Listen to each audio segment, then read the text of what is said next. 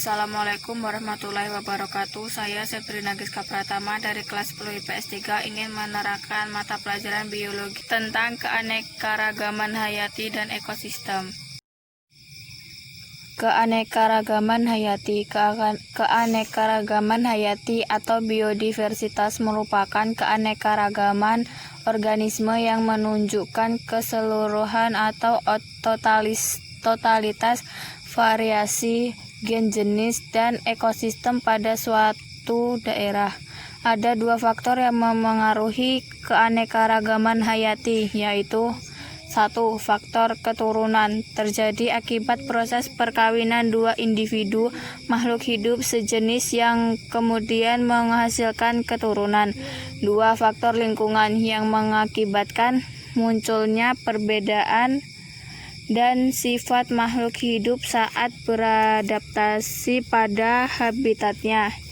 3. Tingkatan keanekaragaman hayati. 1. Tingkatan genetik.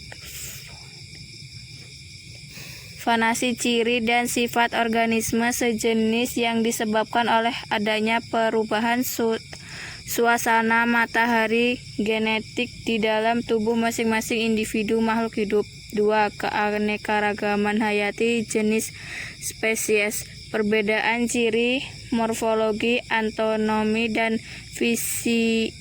fisiologi antar jenis makhluk hidup, baik pada hewan, tumbuhan, maupun mikroorganisme lainnya.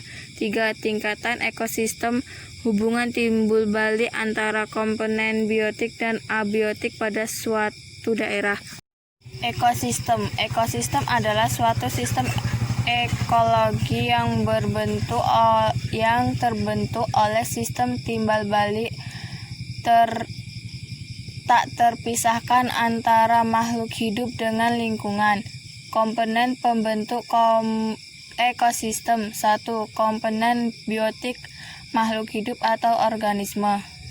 Autotropher, produsen organisme yang mampu membuat makanan sendiri serta untuk organisme lainnya, contoh tumbuhan.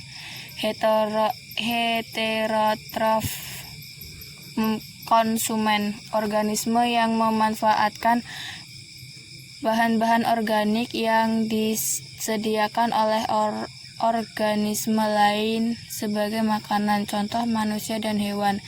Dekomposer, pengurai organisme yang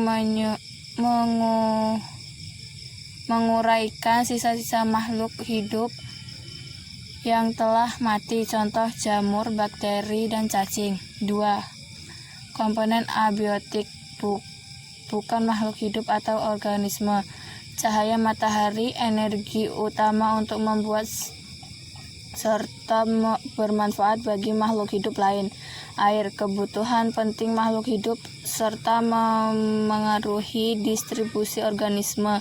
Udara, CO2 dibutuhkan untuk berfotosintesis. O2 dibutuhkan manusia dan hewan untuk bernafas. Suhu atau temperatur mempengaruhi kegiatan makhluk hidup dan keanekaragaman. 3. Garam mempengaruhi keseimbangan air yang ada di dalam organisme melalui osmosis.